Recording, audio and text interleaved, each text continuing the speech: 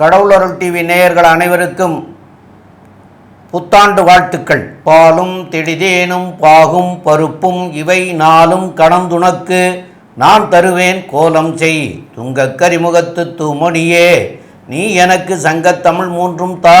நேயர்கள் அனைவருக்கும் 2025 ஆங்கில புத்தாண்டு வாழ்த்துக்கள்.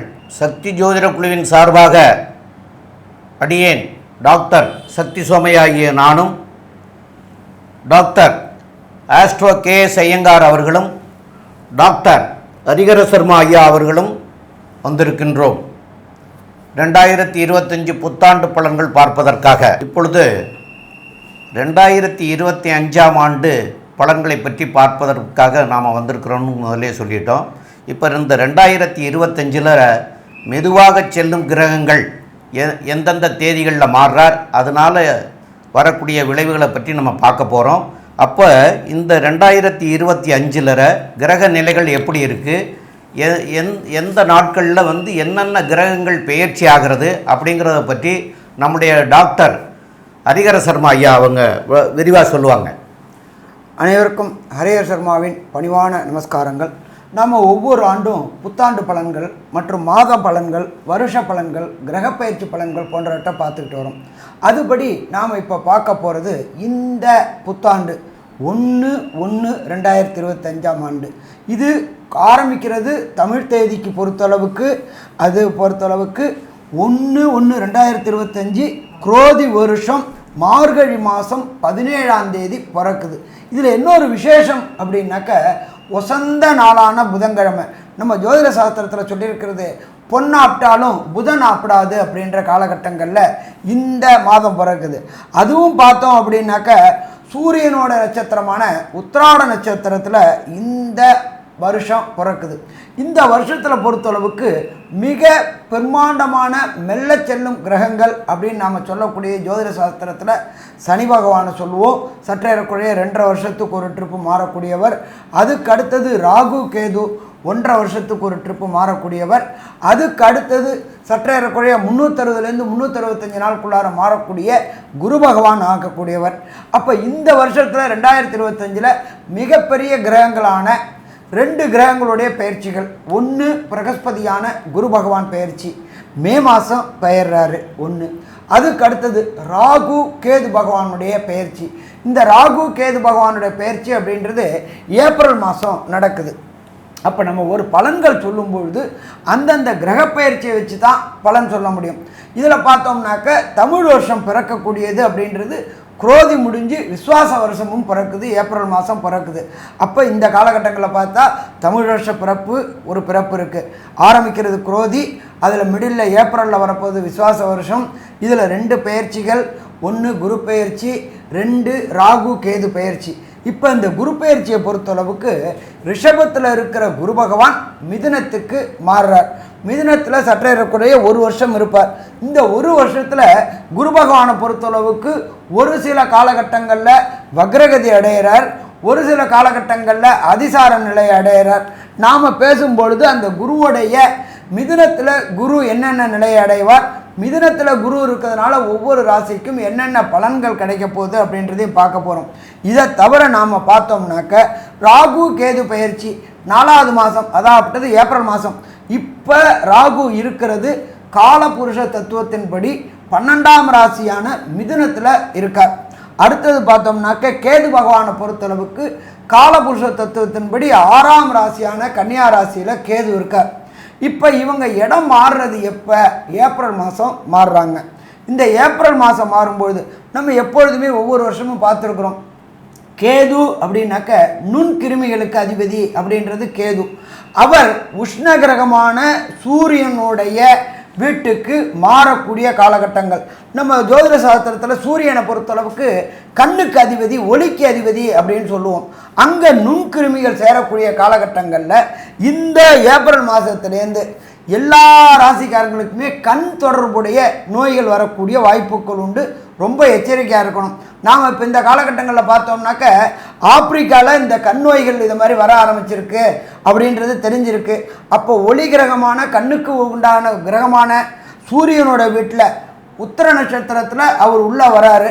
அந்த காலகட்டங்கள் ராகு கேது அப்படின்றது சற்றேறக்குறைய 18 மாதங்கள் 1.5 வருஷம் ஒவ்வொரு கட்டத்துலேயும் இருப்பார். அதுபடி பார்த்தா 2 மாதம் ரொம்ப கேர்ஃபுல்லாக இருக்கணும். ஏப்ரல், மே, ஜூன் இந்த மாதங்களில் ரொம்ப கேர்ஃபுல்லாக இருக்கணும்.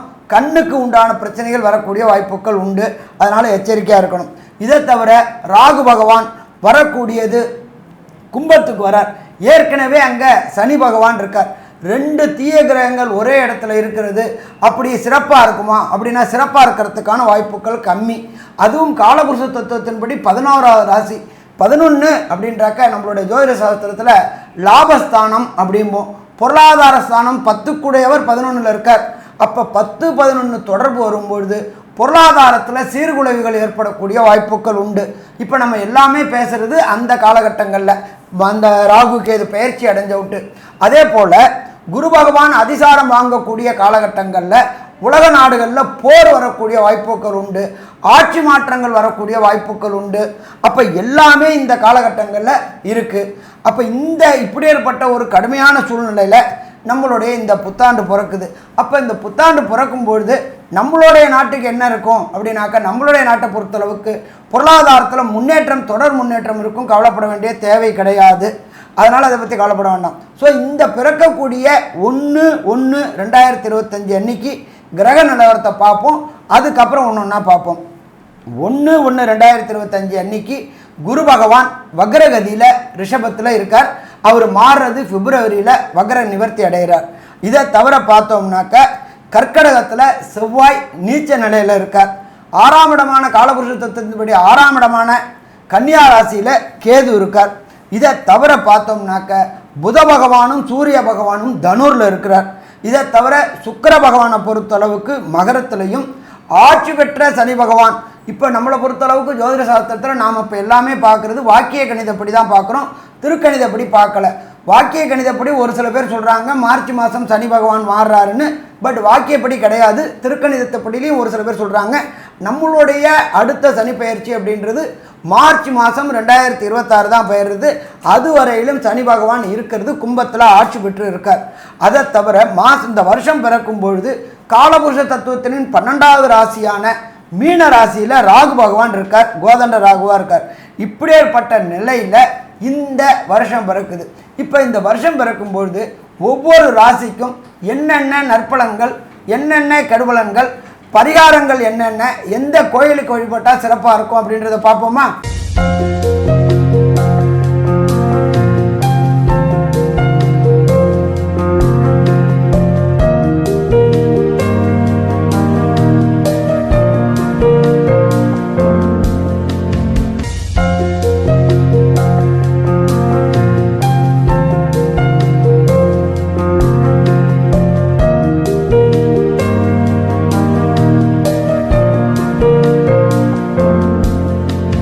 கடகம், புனர்பூசம், பூசம், ஆயில்யம், இந்த 3 நட்சத்திரம் 9 பாதங்களை கொண்ட ராசி. ராசியின் அதிபதி அப்படின்னு சொல்லக்கூடியவர் அதிவேகமாக செல்லக்கூடிய சந்திர பகவான்.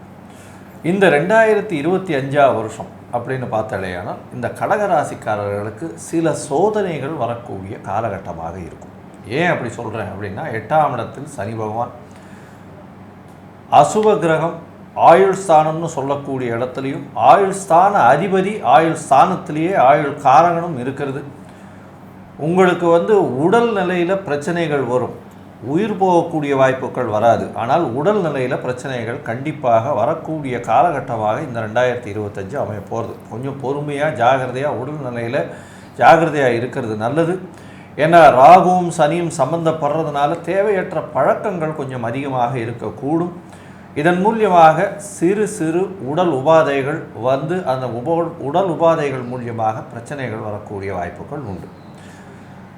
பண வருமானம் நிச்சயமாக இருக்கக்கூடிய காலகட்டமாக இருக்கும். பண வருமானத்தை பொறுத்தவரையிலும் பிரச்சனைகள் இருக்கக்கூடிய வாய்ப்புகள் இல்லை.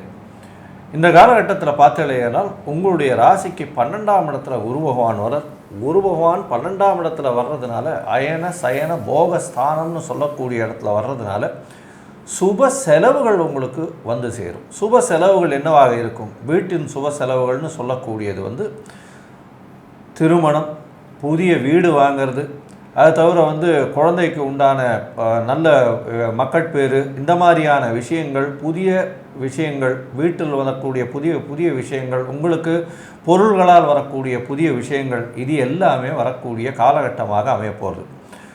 இந்த வருஷத்தில் பார்த்தேன்னா குருவும் ராகு கேத்துவும் மாற்றங்களை கொடுக்க போகிறார் உங்களுக்கு. ராகு உங்களுடைய ராசிக்கு 8ஆம் இடத்துலையும், கேத்து உங்களுடைய ராசிக்கு 2ஆம் இடத்துலையும் இருக்கக்கூடிய காலகட்டம் ஏப்ரல் மாதத்துலேருந்து ஆரம்பிக்கிறது. இதனால் பேச்சில் ரொம்ப ஜாகிரதையாக இருக்கும். அது தவிர பணவரவிற்கு பஞ்சம் இருக்காது. பேச்சினால் நீங்கள் எதை சரியாக பேசுனீங்கன்னாலும் அது தவறாக புரிந்து கொள்ளக்கூடிய வாய்ப்புகள் அதிகம். ஏன்னா நீங்கள் பேசுகிறது உங்களுக்கு புரியும், ஆனால் ஏற்ற மாதிரி இருக்கிறவங்க வந்து என்ன நினைப்பாங்க, இவர் இப்படி பேசிட்டாரு அப்படின்னு தவறாக நினச்சி கொள்வாங்க. அதனால் பேசும் பொழுது ஒரு தடவைக்கு 2 தடவை ரொம்ப ஜாகிரதையாக இருந்து பேசுகிறது ரொம்ப நல்லது. உங்களுடைய ராசிக்கு பார்த்தலையானால் 4ஆம் இடத்தை குரு பார்க்கறது பெரிய விசேஷம். இதன் மூலியமாக பார்த்தலையானால் 4ஆம் இடத்தினுடைய செய்கைகள்னு சொல்லக்கூடிய தாயின் உடல்நிலை நல்ல ஒரு ஏற்றம் இருக்கும். புதிய வீடு மனை வாங்கக்கூடிய பாக்கியம் நிச்சயமாக இருக்கக்கூடிய காலகட்டமாக அமையப்போகிறது. இதை தவிர பார்த்தலையானால் புதிய வேலைகள் கிடைக்கும், வேலையில் மாற்றங்கள் இருக்கும், வேலையில் ஏற்றங்கள் இருக்கும். ஒரு இடத்திலிருந்து அடுத்த இடத்துக்கு போக வேண்டிய கட்டாயம் இருக்கக்கூடிய காலகட்டமாக அமையப்போகிறது. இந்த கடகராசிக்காரர்கள் பொதுவாகவே அதிவேகமாக செல்லக்கூடிய வேலையை செய்கிறவங்களும், அதை தவிர வந்து எளிதில் அழுகும் பொருட்களை வியாபாரம் செய்யக்கூடிய வேலையை செய்யக்கூடியவர்களும், பால், காய்கறி, அதை தவிர வந்து எளிதில் அழுகக்கூடிய பதார்த்தங்களை செய்யக்கூடிய வியாபாரம் செய்யக்கூடியவர்களாகவும் இருக்கிறது மிகவும் அதிகம்.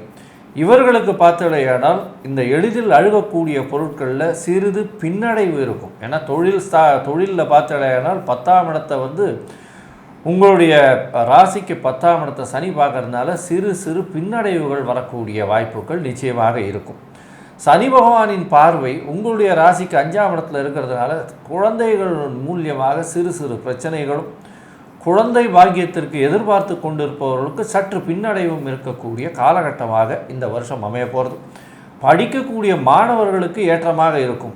உடலில் வந்து உடல் உழைப்பு கொஞ்சம் அதிகமாக இருக்க வேண்டிய காலகட்டமாக அமைய போகிறது. இந்த வருஷம் பார்த்தடையானால் இந்த ராகு கேது பயிற்சியில் ராகுவினுடைய பங்கு எந்த அளவுக்கு உங்களுடைய மாற்றத்தை ஏற்படுத்தும் அப்படின்றத வந்து நம்ம டாக்டர் ஹரிஹர சர்மா ஐயா கிட்ட கேட்போம். ஐயா நல்லா அற்புதமாக சொன்னீங்க. ஃபஸ்ட்டு பார்த்தாக்க ராசியில் நீச்சம் அடைஞ்சக்கூடிய செவ்வாய் பகவானானவர் தன்னுடைய விசேஷ பார்வையாக 8ஆம் பார்வையாக பார்க்கக்கூடிய இடம் உங்களுடைய 8ஆம் இடம். நம்மளோட பொறுத்தளவுக்கு 8ஆம் இடம் அப்படின்றது ஜோதிட சாஸ்திரத்தில் சொல்லக்கூடியது பெண்களுக்கு மாங்கல்ய ஸ்தானமும் ஆண்களுக்கும் உங்களுக்கும் பொறுத்தளவுக்கு ஆயுள் ஸ்தானமும் சொல்லக்கூடியது. அப்போ இந்த காலகட்டங்களில் ஏற்கனவே அஷ்டமத்தில் சனி ஆட்டி படைச்சிக்கிட்டு இருக்குது. இந்த சனி பகவான் இன்னும் இருக்க போகிறது சற்றேறக்குறைய இன்னொரு 15 மாதங்கள் இருக்கிறாரு. அப்போ இந்த காலகட்டங்களில் ரொம்ப ரொம்ப ரொம்ப ரொம்ப எச்சரிக்கையாக இருக்கணும். இதை தவிர 8ஆம் இடத்துல ராகு பகவானும் வரக்கூடிய ஏப்ரல் மாதத்துக்கு அப்புறம் மாறுறாரு. 8ஆம் இடம் மேலும் மேலும் மேலும் மேலும் கெட்டு போகிறதுனால பிரச்சனைகள் அதிகரிக்கக்கூடிய வாய்ப்புகள் உண்டு. அதனால் யார்கிட்டையும் விதாண்டாவாதம் செய்கிறத தவிர்ப்பது சிறப்பு. யாருக்கும் ஜாமீன் ஜவாப் கொடுக்கறதையும் தவிர்ப்பது சிறப்பு. ஏன்னாக்க 3ஆம் இடமான முயற்சி ஸ்தானத்தில் வரக்கூடிய ஏப்ரல் மாதம் வரலும் கேது பகவான் இருக்கார். நம்ம ஜோதிட சாஸ்திரத்தில் கேது பகவானுக்கு சொல்கிறது ஞானக்காரகன்னு சொல்கிறோம். ஞானம் எப்போ வரும்? அடிபட்ட பிறகு தான் ஞானம் வரும். அடிபடுறதுக்கு முன்னாடி ஞானம் வராது. அதனால் பேச்சில் எச்சரிக்கையாக இருக்கணும். யாருக்கும் வாக்குறுதி ஜாமீன் ஜவாப் போட்டிங்க நீங்கள் தான் பணம் கட்ட வேண்டிய வரும். அப்போ இந்த காலகட்டங்களில் எச்சரிக்கையாக இருக்கணும். ஏப்ரல் வரலும் சரி சாமி ஏப்ரலுக்கு அப்புறம் நான் மாறிடுவேனா அப்படின்னா அங்கேயும் ஒரு தடுமாற்றம் இருக்குது. ராகு பகவான் எல்லா கிரகங்களும் வளவேட்டில் போகும்போது ராகு கேது பகவான் எப்போதுமே இடவேட்டில் வராரு.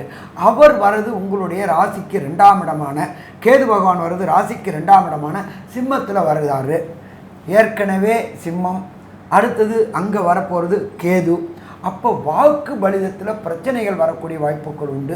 இந்த குடும்பத்தில் குழப்பங்கள் வரக்கூடிய வாய்ப்புகள் உண்டு.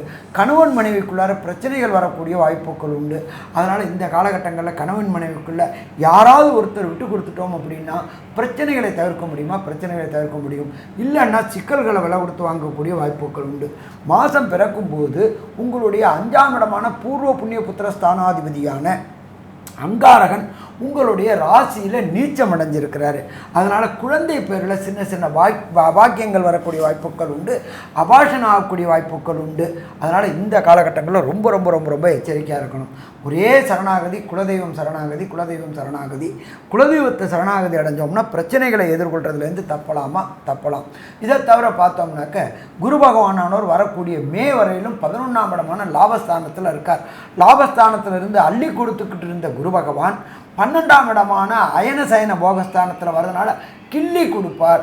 அப்போ அள்ளி கொடுக்கறதுக்கும் கிள்ளி கொடுக்கறதுக்கும் உள்ள வித்தியாசம் தெரிஞ்சுக்கிட்டு வரக்கூடிய 2025 மேக்கு அப்புறம் செலவுகளை கட்டுப்படுத்துங்க. எப்போதுமே நம்ம இதில் சொல்லுவோம், சம்பாதிக்கிறது பாதிச்சுட்டு தான் சம்பாதிக்கிறது, செலவு அழிக்கிறதுல ரொம்ப கேர்ஃபுல்லாக இருக்கணும். வருமானத்தை பெருக்கக்கூடிய வாய்ப்புகளையும் கடன் வாங்கிறத தவிர்ப்பதையும் இந்த காலகட்டங்களில் 2025 மேக்கு அப்புறம் இருந்தால் பிரச்சனைகளை நம்மளால் தவிர்க்க முடியும். தொழில் செய்யக்கூடியவங்களுக்கு தொழில் ஸ்தானமான 10ஆம் இடம்ன்றது உங்களுடைய ராசிக்கு மேஷராசிக்கு 8ஆம் இடத்துல இருக்கின்ற சனி பகவானுடைய பார்வைப்படுது. அப்போ தொழில்காரகன் தொழில் ஸ்தானம் அது பார்க்குறாரு. நல்லா இருக்கும். என்ன ஒருத்தர் ஒரு ட்ரிப்பில் ஜெயிக்கிறாருனாக்கா நீங்கள் முயற்சிகளை கடுமையாக போட வேண்டிய வரும். 3-4 ட்ரிப்பு முயற்சி எடுத்தால் தான் ஜெயிக்கக்கூடிய வாய்ப்புகள் உண்டு. தொழிலில் ஒரு நிலையற்ற தன்மையும் மென்டல் டிஸ்டர்பும் கொடுக்கும். என்ன கேட்டிங்கன்னா, தனக்காரனான குரு பகவானை பொறுத்தளவுக்கு மே மாதத்துக்கு அப்புறம் மாறுறாரு. அப்போ தொழிலையும் பிரச்சனைகள் வரக்கூடிய வாய்ப்புகள் உண்டு. உழைப்பு அதிகமாக இருக்கும், அதற்குண்டான பயன் குறைவாக இருக்கும். அதனால் எங்கேயும் எச்சரிக்கையாக செயல்படுறது அப்படின்றது ரொம்ப ரொம்ப ரொம்ப ரொம்ப சிறந்ததாக இருக்கும். அதே போல் மாதம் பிறக்கக்கூடிய காலகட்டங்களில் 2 கூடியவர் 6ல் இருக்கிறாரு. அரசியல்வாதிகளுக்கு இந்த ஆண்டு பெரிய சொல்லிக்கொள்ளக்கூடிய அளவுக்கு சொல்ல முடியாது, ஓரளவுக்கு தான் இருக்கும். ஆட்சி மாற்றங்கள் ஏற்படக்கூடிய வாய்ப்புகள் உண்டு. அரசுக்கும் தொழிலாளர்களுக்கும் பிரச்சனை வரக்கூடிய வாய்ப்புகள் உண்டு. அரசுக்கும் மக்களுக்குமே சின்ன சின்ன பிரச்சனைகள் வரக்கூடிய வாய்ப்புகள் உண்டு. அதே போல் விசுவாசவசம் பிறக்கிறதுக்கு முன்னாடி வரையிலும் மழை பொழிவுகள் அதிகமாக இருக்கக்கூடிய வாய்ப்புகள் உண்டு. அதனால் சில சேதாரங்கள் ஏற்படக்கூடிய வாய்ப்புகள் உண்டு. அதனால் ப்ரிவென்ஷனாக இருக்கக்கூடியது பெஸ்ட்டாக இருக்கும். அதே போல் கேது பகவான் உங்களுடைய 2ஆம் இடமான வாக்குஸ்தானத்தில் வராரு. அவர் சூரியனுடைய நட்சத்திரத்தில் வரதுனால கண் நோய்கள் வரக்கூடிய வாய்ப்புகள் உண்டு. அதனால் ப்ரிவென்ஷனாக இருக்கக்கூடிய வாய்ப்புகள் ரொம்ப ரொம்ப ரொம்ப ரொம்ப ரொம்ப முக்கியமாக கடகராசிக்காரங்களுக்கு. மொத்தத்தில் பார்த்தோம்னாக்க கடகராசிக்காரங்களை பொறுத்தளவுக்கு இந்த புத்தாண்டு முதல் 5 மாதம் அப்படியே அமிக்கபிளாக ஓடிடும். 2வது உள்ள 7 மாதம் நீங்கள் அமிக்கபிளாக இருந்தீங்கன்னா எந்த விதமான பிரச்சனைகளும் சந்திக்காமல் இருக்கலாம். சரி, இந்த பிரச்சனைகள்லேருந்து விடுபடுறதுக்கு ஏதாவது பரிகாரம் இருக்கா அப்படின்னா பரிகாரம் உண்டு. இந்த பரிகாரத்தை நம்மளுடைய டாக்டர் ஐயா சக்தி சோமையா அவங்க விரிவாகவும் விளக்கமாகவும் எந்த கோயிலுக்கு போகணும், என்ன வழிபாடு செய்யணும் அப்படின்றதையும் விரிவாகவும் விளக்கமாகவும் சொல்லுவாங்க. ரொம்ப அற்புதமாக தெளிவாக 2 பேருமே சொன்னீங்க. ரொம்ப விளக்கமாகவே சொல்லியிருக்கிறீங்க. இப்போது இந்த கடக ராசிக்காரர்களுக்கு சந்திர பகவான் தான் ராசி அதிபதி. அப்போ சந்திர பகவான் அவர் ஒரு 2.25 நாளைக்கு ஒரு வீடு மாறிக்கிட்டே வர்றவர். ஆனால் இந்த வருஷம் பிறக்கிற போது அவர் மேஷத்தில் தான், அதாவது உத்திராட நட்சத்திரம் அன்னைக்கு வர்றார். அப்போ சூரியன் உத்திராட நட்சத்திரம் அப்படின்னு சொல்கிற போது எங்கே இருக்கார் அப்படின்னு கேட்டால் மகரத்துலேயோ இல்லைன்னா தனுசுலேயே இருப்பார். அப்போ உங்களுடைய ராசிக்கு 5, 6 இந்த மாதிரி இடத்துல இருக்கார். இந்த மாதிரி இருக்கிற இடத்துல இருக்கிற காலத்தில் தான் இந்த வருஷம் ஆங்கில புத்தாண்டு பிறக்கிறது. இந்த ஆங்கில புத்தாண்டு பிறக்கிற போது இந்த வருஷங்களில் உங்களுக்கு உங்களுடைய ராசி அதிபதியாகிய சந்திரன் இருக்கக்கூடிய ஊர் திங்களூர் அப்படின்னு சொல்லக்கூடிய இடத்துக்கு போய் இந்த வருஷத்தில் ஒரு தடவையாவது திங்களூர் சென்று, அதாவது திங்கள் அப்படின்னு சொன்னாலே திங்கக்கிழமை தான். அப்போ திங்கள்னா சந்திரன் அப்படின்னு சொல்கிறதுக்கும் சொல்லலாம். அப்போது நீங்கள் திங்களூர் சென்று வழிபட்டுட்டு வர்றது சால சிறந்ததாக இருக்கும். இந்த ஆண்டு வருஷத்தில் ஒரு தடவையாவது குலதெய்வ கோயிலுக்கு போகணுங்கிறதுலையும் உங்களுக்கு இந்த ஆண்டு குலதெய்வ கோயிலுக்கு போயிட்டு வர்றதும் சால சிறந்ததாக இருக்கும். அதுவும் செய்யலாம். மேலும் ஜாதக பிரகாரம் உங்களுக்கு நடக்கக்கூடிய திசை புத்தி அந்தரம் இப்படின்னு சொல்லக்கூடியதுகளில் உங்களுக்கு எதனால் தீங்கு வருது அப்படிங்கிறத தெரிஞ்சுக்கிட்டிங்கன்னா அந்த கிரகத்திற்குண்டான கிழமை என்னைக்கு அந்த கிரகத்திற்குண்டான தெய்வத்தை போய் வழிபடுறது, நவகிரகத்தில் இருக்கிற தெய்வத்தை போய் வழிபடுறது சால சிறந்ததாகவும் அமையக்கூடிய வாய்ப்புகள் உண்டு. மற்றபடி மேலும் உள்ள விவரங்களை பற்றி நம்முடைய டாக்டர் ஆஸ்ட்ரோ கே.எஸ். ஐயங்கார் அவங்க சொல்லுவாங்க. ஐயா, கடகராசியை பொறுத்தவரை படிக்கக்கூடிய மாணவர்களுக்கு ஏற்றம், வேலையில் மாற்றம், வேலையில் புதிய ஏற்றம், உடல் நலத்தில் கவனம், தாய் தந்தையர் உடல் நலத்தில் நல்ல ஒரு ஏற்றம் இருக்கக்கூடிய காலகட்டம்.